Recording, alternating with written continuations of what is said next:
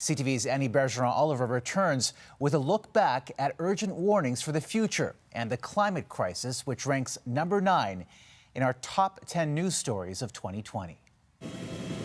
Australia's apocalyptic bushfire struck with a frightening ferocity in 2020. There's nothing left.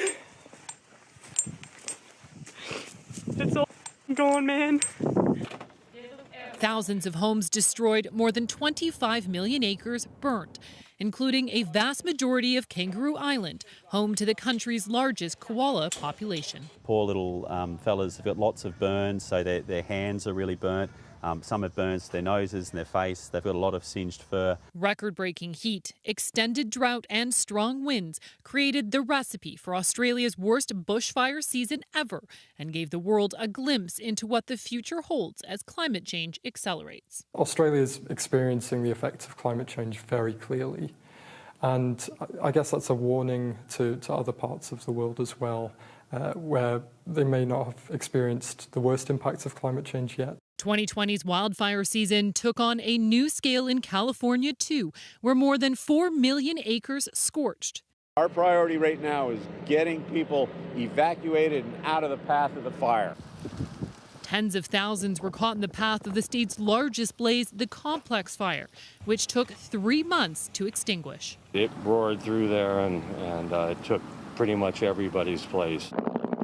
The effect of all that damage felt in British Columbia, where smoke made smog levels so bad, Vancouver residents were briefly warned in September to limit outdoor exercise. The science over the last 15 years leaves no doubt that some of these events have a human signature, so they're made worse by global warming. In North America, this August was the hottest ever on record, with models putting the temperature 1.5 degrees hotter than ever before.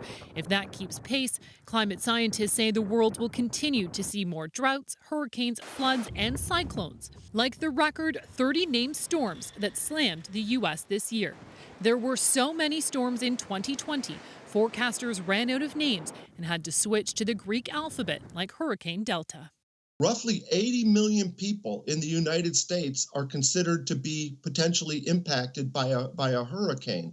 Every bit of carbon dioxide that we add to the atmosphere that leads to additional warming will increase the risk of these unprecedented climate extremes. Destructive events in 2020 that show what's at stake in the fight against a rapidly warming climate.